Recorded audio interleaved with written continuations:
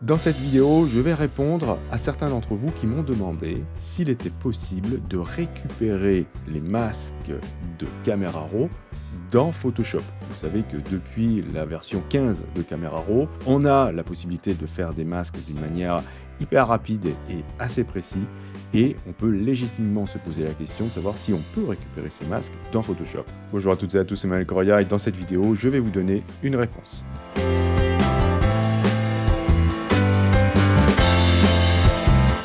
Je vais utiliser cette image-là pour l'exercice. Bien sûr, je vous mets le lien dans la description. Et comme c'est une image qui provient d'Internet, on va devoir utiliser le filtre Camera Raw. Enfin, dans un premier temps, je vous montrerai après comment faire si vous voulez utiliser Camera Raw, le vrai, on va dire, avec cette image-là. On va faire une copie, c'est hyper important. Donc, on va dupliquer l'arrière-plan, utiliser le raccourci ou bien vous faites glisser sur le petit plus comme je viens de le faire. Et je vais me rendre dans le menu filtre, Camera Raw. Ce qui est intéressant maintenant avec Camera Raw, c'est évidemment cette nouvelle possibilité qu'on a de créer facilement des masques. Donc je vais cliquer ici pour avoir accès au panneau de création de masques. Et là, automatiquement, vous voyez qu'il me cherche la personne et il m'en a trouvé une, forcément, parce qu'il n'y en a qu'une. Et là, si je survole la vignette ici, eh bien, on voit qu'il a trouvé cette personne-là. Ensuite, bien sûr, là, je peux faire un masque du sujet, donc ce sera forcément le même ici que pour la personne. Je peux faire un masque pour le ciel, ou l'arrière-plan, ou bien des objets. Ce qui va m'intéresser ici, c'est par exemple la sélection des cheveux, que dans Photoshop, c'est pas facile de faire des sélections de cheveux, que des cheveux, en oubliant le visage, par exemple, et pourquoi pas des sourcils. Donc je vais cliquer sur la vignette de la personne, et je vais ensuite attendre qu'il me propose les parties du corps. Donc je peux faire une sélection de la peau du visage, de la peau du corps, des sourcils, du blanc de l'œil, iris et pupilles, des lèvres, des dents et des fibres. Voilà, les fibres pour dire cheveux. Ok, donc là ce qui va m'intéresser, c'est par exemple les cheveux. Donc je clique sur fibres et les sourcils. Ok, donc les deux sont sélectionnés, je clique sur créer. Et voilà, je me retrouve avec un groupe de masques avec les deux éléments que j'ai demandé sélectionnés. Donc vous avez vu, c'est hyper rapide. Alors la question qu'on peut se poser, c'est comment on peut récupérer du coup ce masque qui est ici dans Photoshop. Alors, c'est pas prévu, il n'y a pas de bouton magique qui va vous permettre de vous le récupérer, mais si vous avez fait une copie, comme je vous ai montré, eh bien vous allez pouvoir, en bidouillant un petit peu, récupérer ce masque. Alors, il faut en avoir besoin, hein, les personnes qui m'ont demandé ça, peut-être qu'elles préféreraient travailler dans Photoshop pour faire les corrections et bénéficier de la possibilité de créer des masques facilement dans Camera Raw. C'est une possibilité, mais bon, on a quand même pas mal de possibilités de réglage dans Camera Raw pour faire des modifications de cette sélection. Alors, je vais quand même vous montrer comment on peut faire. Je vais ici baisser l'exposition, voilà, pour avoir quelque chose d'assez sombre, comme ça, voilà. Et c'est tout ce que je vais faire. Ok, donc je l'ai mis à, allez, à -4, le minimum qu'on peut faire. Et je vais valider avec OK.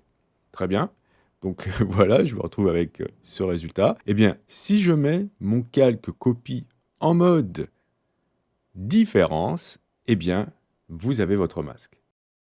Il y a encore des petites manips à faire. Je vais devoir compiler l'ensemble de ces deux calques dans un nouveau calque. Alors, je peux utiliser le raccourci majuscule CTRL ALT E ou majuscule commande Option E sur Mac. Donc, ça me fait un calque avec tout dessus. Ok. Le calque arrière-plan copie, je vais cliquer sur l'œil ici pour le masquer. Et je vais désaturer le calque 1 en allant dans le menu Images, Réglages, Désaturation. Ensuite, je vais contraster ce calque. Dans Images, Réglages, je vais aller dans Courbe et je vais déplacer le point supérieur vers la droite. Alors peut-être pas à fond, parce que vous voyez, voilà ce que ça va me faire. Donc il faut garder un petit peu de détail. Voilà, un peu comme ça peut-être. Voilà, pas trop.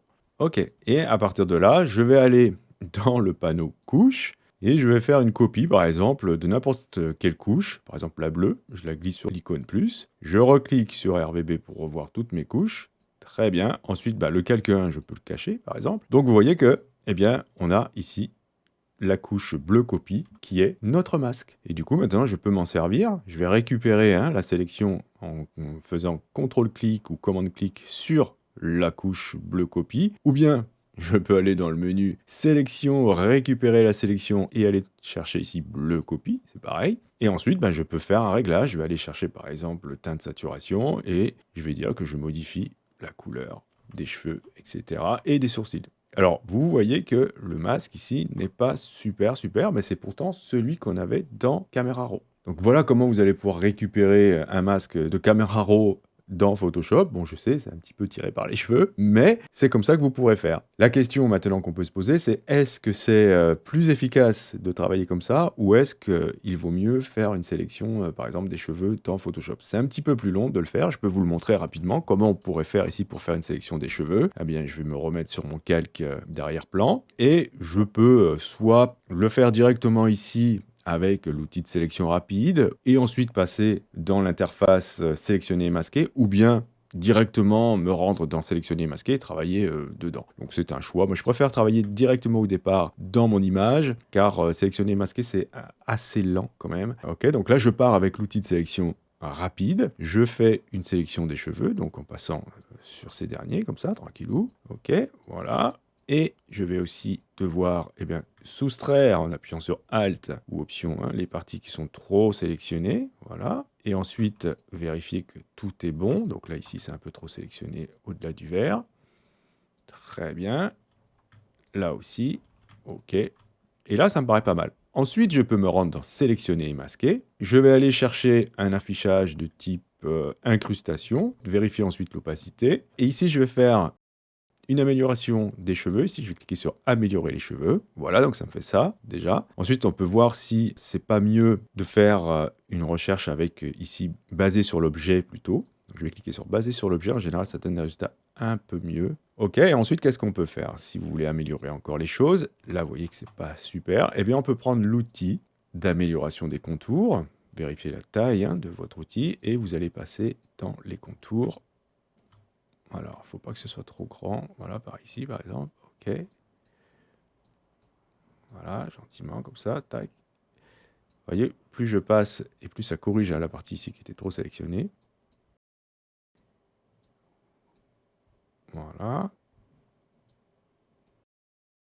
Peut-être un peu là. OK. Bien, ça m'a l'air pas trop mal. Très bien.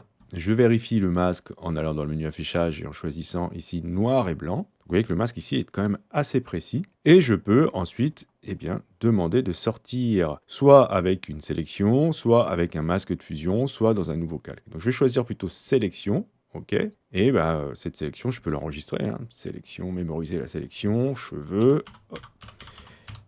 Et ce qui est intéressant ici, c'est que maintenant, je vais me retrouver dans le panneau couche avec les deux masques. Donc ça, c'est ce que Camera Raw m'avait fait. Et ça, c'est ce que j'ai fait dans Photoshop. Donc vous voyez, il y a quand même une sacrée différence. C'est beaucoup plus précis avec Photoshop, mais ça demande un petit peu plus de travail que dans Camera Raw. Alors si vous vous intéressez vraiment à cette méthode, vous pourrez vous faire une action que vous pourrez lancer sur la copie de votre calque. Eh bien, vous pourrez enregistrer toutes les étapes qu'on a fait. Donc en un clic, vous pourrez sauvegarder une couche correspondant au masque que vous avez fait dans Camera Raw. Alors maintenant, je vais vous montrer comment vous auriez pu faire avec un fichier brut. Je vais demander à Camera Raw de m'ouvrir ce JPEG comme s'il s'agissait d'un fichier brut. Alors pour cela, je vais aller dans Édition, Préférences, Camera Raw ou dans Photoshop, Préférences si vous êtes sur Mac. Et je vais aller dans Gestion des fichiers. Ici, je vais demander de prendre en charge l'ouverture de tous les fichiers JPEG. Donc maintenant, voilà, si je ferme mon document, je ne l'enregistre pas, que je réouvre ce JPEG, automatiquement, ça va passer par Camera Raw comme s'il s'agissait d'un fichier brut. Donc n'oubliez pas de désactiver l'option si vous l'avez activée pour l'Exo, parce que c'est un petit peu pénible de passer par Camera Raw à chaque fois qu'on ouvre un JPEG. Ensuite, je vais cliquer ici en bas. Et chose hyper importante, je vais demander dans Workflow au niveau de Photoshop d'ouvrir dans Photoshop comme objet dynamique. Ok, donc je fais ouvrir un objet dynamique. Je vais ensuite dans mon panneau calque faire une copie de cet objet dynamique, mais attention, je ne vais pas faire une simple copie, je vais faire un clic droit et je vais demander de faire un nouvel objet dynamique par copier, parce que sinon je vais faire une modification sur les deux fichiers à la fois. Et là, je vais double-cliquer sur mon calque et je réouvre Camera Raw, et qui est le vrai Camera Raw, c'est pas le filtre. Et là, je peux faire ce qu'on a fait tout à l'heure, c'est-à-dire là, masquer, etc., etc. Donc là, par exemple, si je veux la peau du visage, ok, je fais ça. Je fais une petite modification de l'exposition, je valide, et je me mets en mode différence. Et ensuite, je peux compiler le tout, désaturer, augmenter peut-être un petit peu la densité ici, enfin le contraste, et ensuite récupérer dans le panneau couche une des couches en tant que couche alpha, ce qui me permettra ensuite de faire les modifications qu'on a vues tout à l'heure. Je récupère la sélection et je peux faire ensuite des petites modifications de luminosité du visage, etc., etc. Donc voilà comment vous allez pouvoir récupérer un masque de Camera Raw vers Photoshop. Je vous remercie d'avoir suivi cette vidéo. Si vous avez des questions, bien sûr, n'hésitez pas à le faire dans les commentaires. Si vous souhaitez aider cette chaîne, vous pouvez cliquer sur j'aime, c'est hyper important pour le référencement. Et si vous voulez aller plus loin, vous pouvez cliquer sur le lien Utip présent dans la description de la vidéo. Je remercie sincèrement toutes celles et ceux qui l'ont déjà fait, ça m'aide beaucoup. Et si vous n'êtes pas encore abonné, que vous souhaitez le faire, vous pouvez cliquer sur abonnez-vous. N'oubliez pas la petite clochette pour être averti des prochains cours, des prochains tutos. Justement, on se dit à la prochaine pour un autre cours ou pour un autre tuto.